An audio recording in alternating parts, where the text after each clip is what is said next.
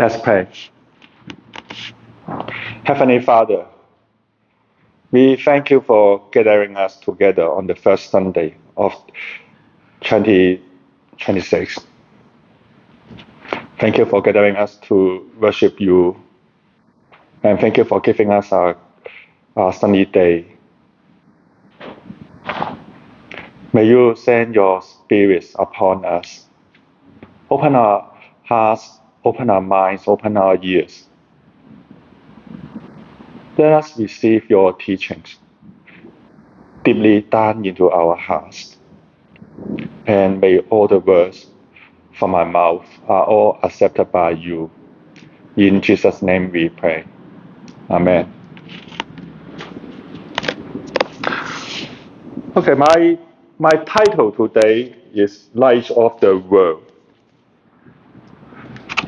As we begin a new year, many of us think about fresh starts, new resolutions, and hopes for the days ahead.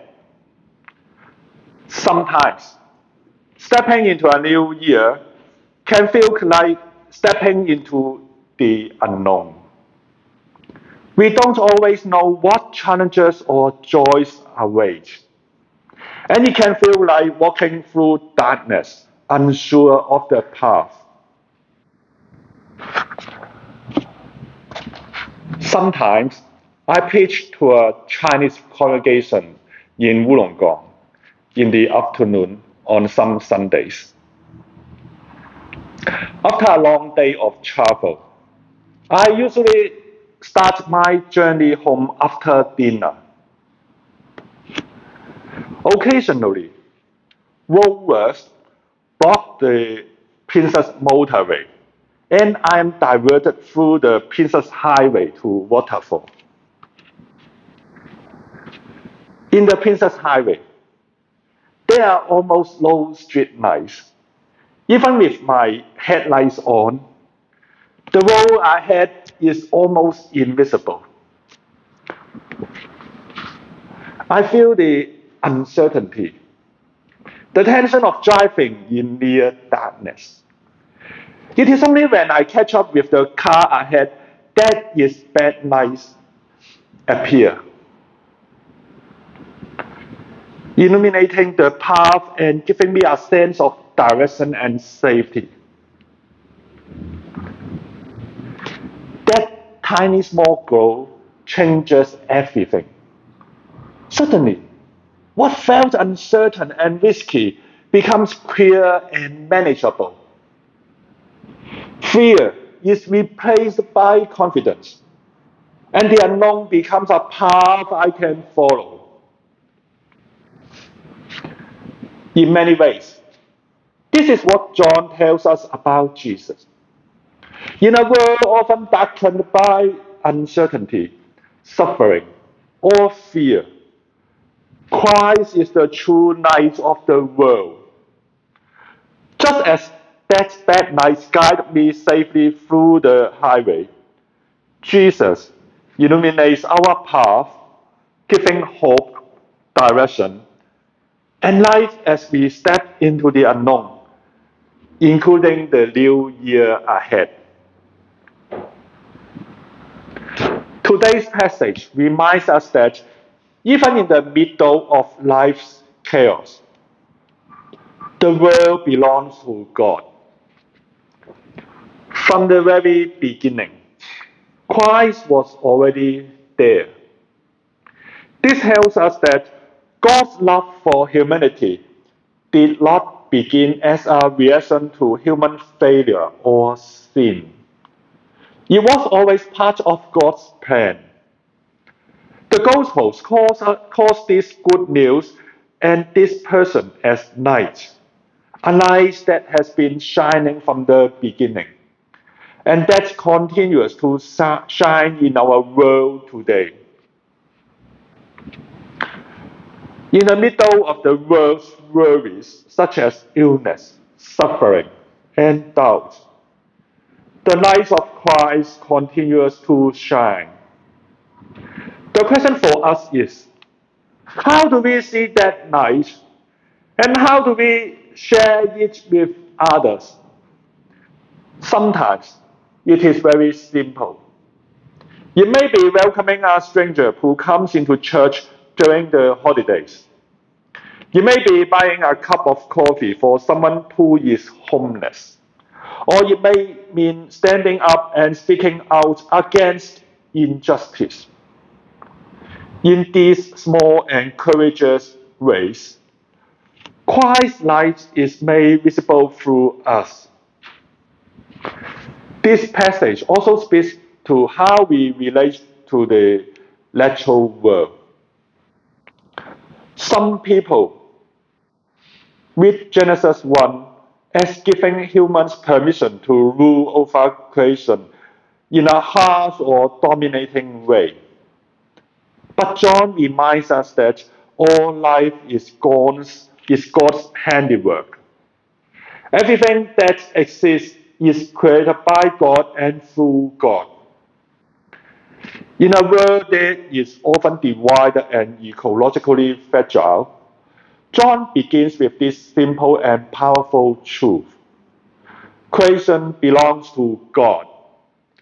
Imagine what our world would be like if we truly respected God's creation of every creature and every living thing as something precious and loved by God. According to John, all creatures are made by God. This includes not only those who are easily accepted, but also those society often pushes aside. It includes people whose age, disability, or intellectual differences may cause others, even within the church, to see them as less than or somehow imperfect. The gospel reminds us that every person is created by God and bears God's dignity without exception. From time to time, our churches often encourage us to be like Christ. But most days, in the middle of our busy and imperfect lives, that can feel impossible. Many people sitting in our pews quietly wonder, am I being a good enough Christian? This passage reminds us of something important. We are not called to be Christ. We are called to be like John the Baptist, whose life points to Christ, who bear witness to God's light and love in the world. Then, how can we point to Christ as John did? The way we speak and the way we act can either lead people toward God's grace in Christ or push them away from the life of the church. Do we welcome the stranger, visit the sick, and care for those in need in ways that show our lives have truly been changed by God's love, which shows the light that drives away our darkness? Do we take time to call an elderly parent? Go out of our way to support a struggling coworker? Or do something kind for the people who matter most in our lives? In this simple acts, we say to others, you are God's gifts, and I see God's light in you.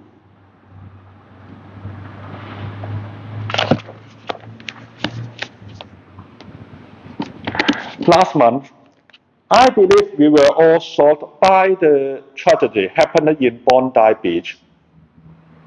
We often hear about events like this happening in other countries, and we never expect them to happen here in Australia.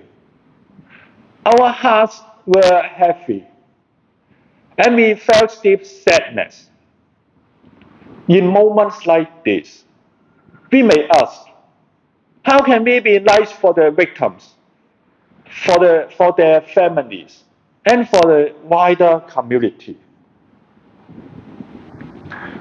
That evening, our synod moderator shared a prayer on social media, and our Uniting Church president also offered a prayer. These were simple but powerful ways of showing care and concern for our society. Many of us read and shared those prayers. Our synod moderator also attended the multi-faith memorial service to honor the victims. As Christians, we are called to show love and compassion. When we respond with prayer, presence, and care, we are preparing the way. We are helping to guide people toward the light, even in times of deep darkness. Ideas about light and darkness can sometimes be misused. Still, all of us understand, both as a personal and as a society, what the darkness of the world feels like. John reminds us that Christ and Christ's message were not welcomed by everyone in his own time, and they are not always welcomed in ours. Part of the reason is that people who claim to carry the light have sometimes spread darkness instead.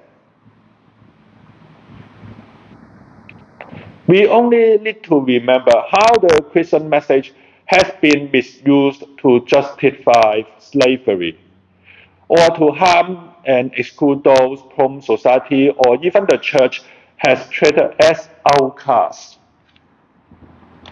These painful examples show that even those who say they understand the Bible do not always understand how God's light comes into the world. Too often, we resist God's light because it challenges us, unsettles us, and calls us to change. At the very heart of the Christian faith is a claim that should still surprise us from time to time. God became human, one of us, so that we might truly know who God is and how deeply God loves us. We may have caught glimpses of God's glory in many places. In a great cathedral, in a moving worship service in our own church, or in moments that felt almost miraculous or clearly guided by God. But John tells us something even more profound, that those who know Jesus have seen God's glory in him. In John's Gospel, Jesus is described as being full of grace and truth. We may debate what truth means in different theological traditions, but John begins with grace. And it is this grace that we are called to live out as we bear witness to the light we have seen. As we begin 2026, John's words remind us the light has come into the world, and it continues to shine for us. No darkness from past failures, uncertainties, or fears can overcome this light. Step into this year with confidence, not fear. Let us carry this light to our families, communities, and the wider world. Through our words, actions, and presence, may others see Christ's love, experience God's grace, and encounter the hope and joy that the light of the world brings. The light shines in the darkness, and the darkness has not overcome it. May this light guide us in 2026 and always. Amen.